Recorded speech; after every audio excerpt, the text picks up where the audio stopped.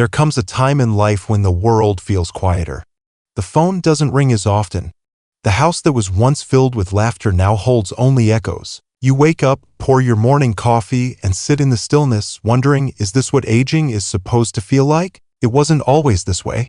There was a time when your days were full, rushing off to work, raising a family, surrounded by people, conversations, and purpose. But now, the world moves forward and you may find yourself standing still, questioning where you belong. The quiet, once comforting, now lingers a little too long. But here's something no one tells you: loneliness is not a life sentence. Anxiety does not have to define this chapter of your life. You still have so much to give, so much to experience, so much joy waiting to be found. I once met a man who believed his best years were behind him. But one day he made a choice to stop waiting for happiness to return and start creating it instead. And when he did, everything changed. Stay with me, because what comes next might just change the way you see this stage of life. You are not alone, and this chapter is far from over. In fact, it may be the most meaningful one yet. Together, we'll uncover 7 powerful ways to stay mentally strong, deeply connected, and truly fulfilled. And if you haven't already, subscribe to Elderly Wisdom Story, because aging isn't about slowing down, it's about living with purpose. Now, let's begin. But here's something no one tells you: loneliness is not a life sentence. Anxiety does not have to define this chapter of your life. You still have so much to give, so much to experience, and so much joy still waiting to be found. I once met a man who believed his best years were behind him. But one day he made a choice to stop waiting for happiness to return and to start creating it instead. And when he did, everything changed. And that change? It didn't come from the world around him. It came from within, from shifting his perspective on what it truly means to grow older. Aging isn't about losing, it's about evolving. Yet society often tells us otherwise. It whispers that getting older means becoming less relevant, that the best years are already behind us, that change is something to fear. But what if we chose a different narrative? What if, instead of seeing aging as a closing door, we saw it as an opening, an invitation to a life with more depth, more meaning, and more clarity than ever before? Maya Angelou once said, "If you don't like something, change it. If you can't change it, change your attitude." That simple shift in perspective can transform everything. It's easy to look back with longing, to feel like something has been lost along the way. But what if, instead of mourning time that has passed, we celebrated all that it has given us? The knowledge, the resilience, the ability to appreciate life in a way that only comes with experience. Every morning, take a moment to acknowledge what makes this stage of life beautiful. Write down 3 things you love about where you are right now. Maybe it's the freedom to choose your own pace, the wisdom to know what truly matters, or the ability to live fully in the present moment. And as you do, remind yourself, I am wise. I am strong. I am still growing, because aging isn't about fading away. It's about stepping into the fullest, richest version of yourself. And that version is still unfolding. Aging isn't about fading into the background, it's about stepping into the fullest, richest version of yourself. But even as you embrace this new perspective, one undeniable truth remains: life is not meant to be lived alone. There's a kind of loneliness that isn't just about being by yourself, it's about feeling unseen, unheard, disconnected from the world that once felt so full. The house grows quieter, the days stretch longer. The people who once surrounded you, coworkers, old friends, even family, become harder to reach. Why? Oh, you sit with your morning coffee and realize that what you miss most isn't the past itself, but the connections that made it feel alive. But here's the truth. Meaningful connection doesn't belong only to the past. It's something you can create right here, right now. And it's not about how many people are in your life. It's about the depth of the relationships you choose to nurture. Warren Buffett and Bill Gates, 2 of the most powerful men in the world, have maintained a decades-long friendship not because of their success, but because of the values they share, the conversations that matter, and the commitment to showing up for each other. True connection isn't about numbers, it's about having someone who understands you, who listens, who reminds you that you are not alone. Or start a dinner club, an invitation for someone to share a meal, a few laughs, and a moment of presence. And if you're looking to find connection in something greater than yourself, volunteer. Give your time, your wisdom, your kindness, because sometimes the best way to feel connected is to help someone else feel seen. But none of this happens by accident. Connection is a choice, a decision to reach out instead of waiting, a willingness to be vulnerable, to invite others in, to rebuild the bonds that time may have stretched thin. So don't let another day slip by in silence. Pick up the phone. Call someone today. One conversation, one moment of reaching out could be the beginning of something truly life-changing. You can have the deepest conversations, the most meaningful friendships, and still, there's another part of you that needs to stay engaged, your mind. Because connection isn't just about people, it's also about how you engage with the world, how you challenge yourself, how you continue to grow. There's a quiet danger in routine, in letting the days slip by without learning something new, without stretching yourself beyond the familiar. And perhaps you've felt it, the sense that life has settled, that the curiosity you once had has faded into the background. But here's something to remember. Your mind is like a muscle, and the more you use it, the stronger it stays. Benjamin Franklin understood this well. Well into his 80s, long after most would have slowed down, he was still experimenting, still writing, still questioning. He knew that an engaged mind is an alive mind. So why shouldn't we do the same? Think about it. When was the last time you did something truly new? Not just passing the time, but really challenging yourself, sparking that sense of discovery. Maybe it's picking up a new language, not to be fluent, but just enough to open a window into a different world.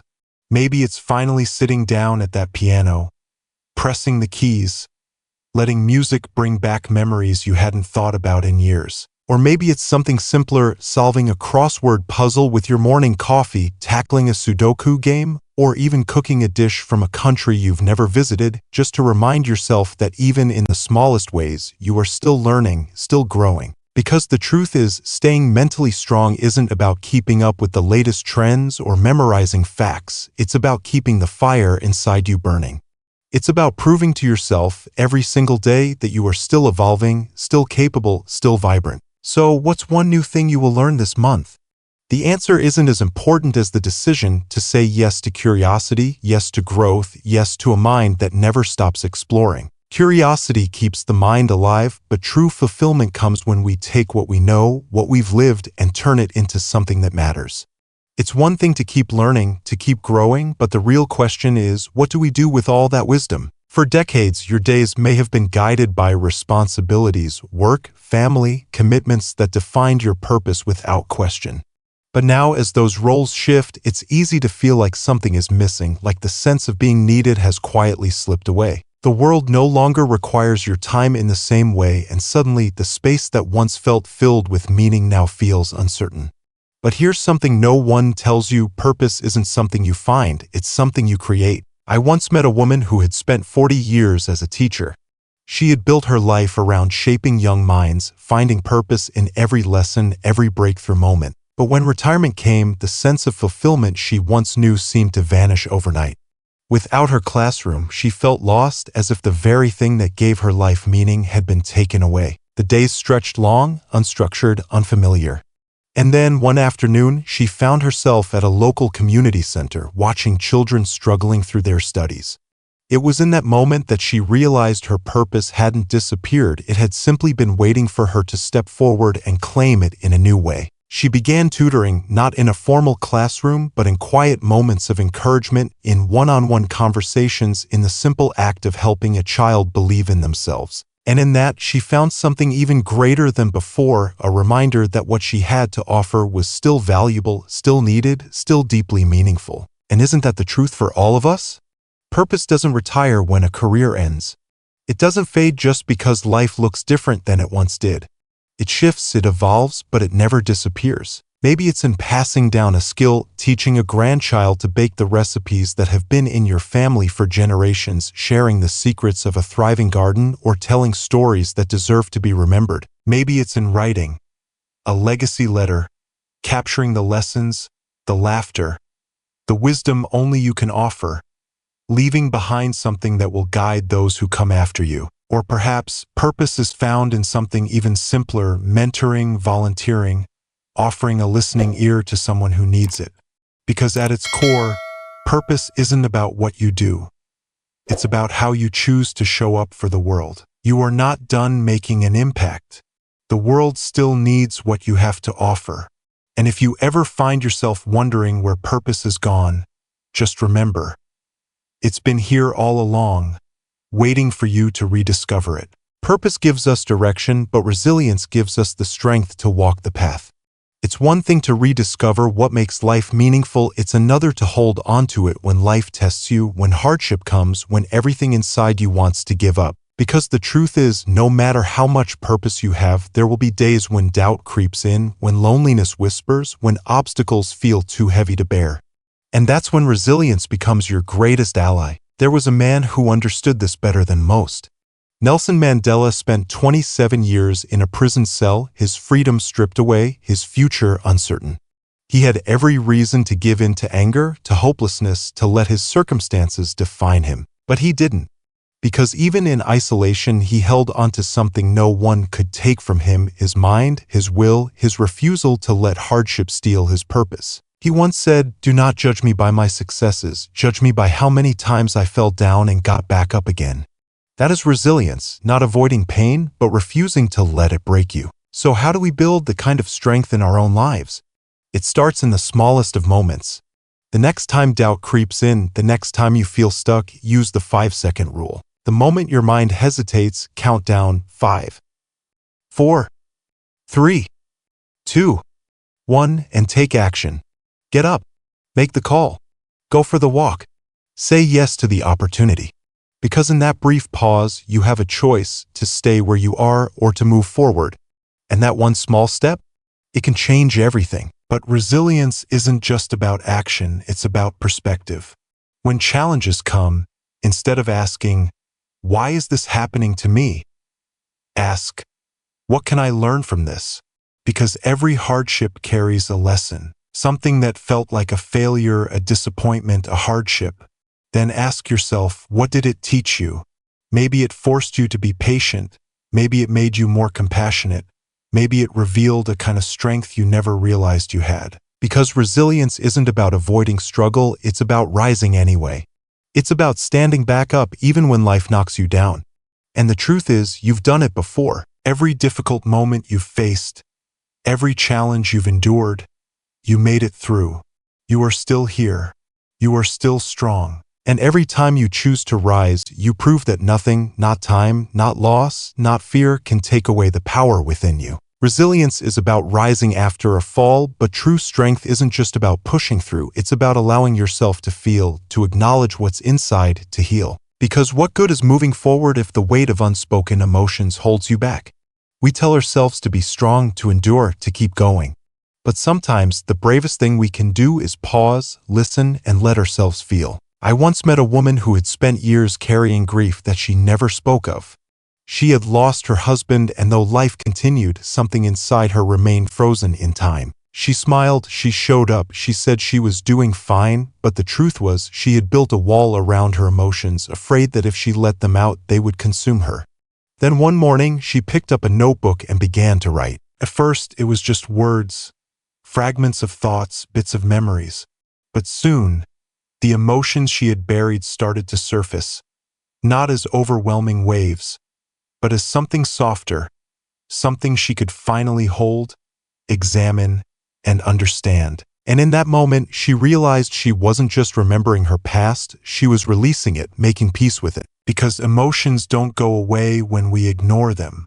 They stay, they settle, they build. But when we give them space, whether through writing, through reflection, through quiet moments of stillness, they begin to soften. They no longer control us. They become part of us in a way that feels lighter, more manageable, more at peace. Try this. Write a letter to your younger self. What would you say to the person you were 20, 30, 40 years ago? Would you offer reassurance, forgiveness, gratitude? Sometimes the words we need most are the ones we've never told ourselves. And if writing feels too difficult, start with silence. Take 5 minutes each day to sit in stillness, to breathe, to allow emotions to surface without resistance. Meditation isn't about emptying the mind, it's about making room for what's already there, without judgment, without fear. Because emotional well-being isn't about avoiding feelings, it's about honoring them, understanding them, and allowing them to move through us instead of weighing us down. Strength isn't just about enduring hardship, it's about making peace with it. And when you learn to listen to yourself, to your heart, to the emotions that have been waiting to be heard, you'll find that even in the hardest moments, you are never truly lost. You are simply finding your way home. Healing isn't just about releasing what weighs us down, it's about filling that space with something lighter, something that lifts us instead of holding us back.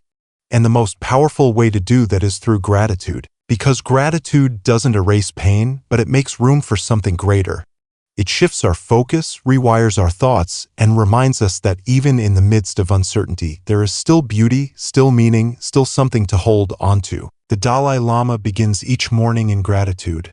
Not because his life has been free of hardship, but because appreciation is a choice, a discipline, a way of seeing the world with clarity rather than lack. He knows that gratitude is not about waiting for life to be perfect. It is about recognizing that even in imperfection, there is still something to be thankful for.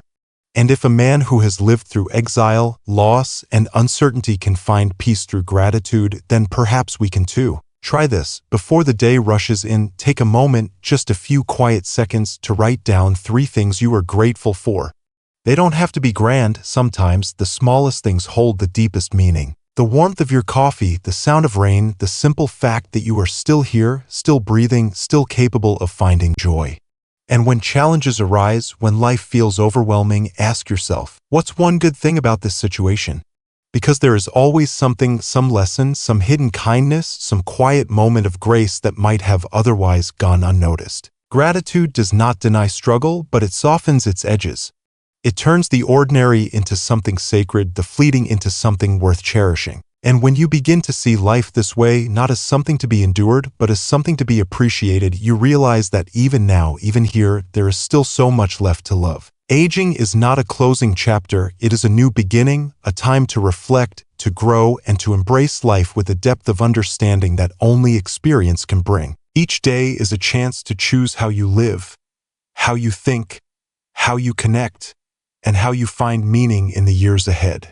Because your golden years can truly be your best years, if you decide to make them so. You've discovered the power of shifting your perspective, of seeing aging not as a loss, but as an evolution. You've learned that loneliness is not an inevitability, that meaningful connections can be nurtured at any stage of life. You've explored the importance of keeping your mind engaged, of continuing to learn, to challenge yourself, to stay curious. You've seen how purpose is not something lost with time, but something you create anew, how resilience is built not by avoiding hardship, but by rising after every fall. You've been reminded that emotional well-being is just as essential as physical health, that allowing yourself to feel, to heal, and to express is a strength, not a weakness. You've embraced gratitude as a way to transform how you see the world, to turn even the simplest moments into something extraordinary. And when you step back and look at it all, the lesson is clear. A meaningful life isn't something that happens to us. It's something we create every single day with the choices we make. We choose how we see ourselves. We choose whether we stay isolated or seek connection. We choose whether we let challenges defeat us or allow them to make us stronger. We choose whether to focus on what's missing or to appreciate what we have. So now the choice is yours. Which one of these 7 steps will you start practicing today? What will you do right now to make this chapter of your life richer, more fulfilling, more alive? And if you want to keep learning, keep growing, keep finding new ways to embrace life with wisdom and joy, subscribe to Elderly Wisdom Story. Because here, we don't just talk about aging. We celebrate it, we honor it, and we make sure every single day is filled with meaning. Your story isn't over. The next chapter is yours to write.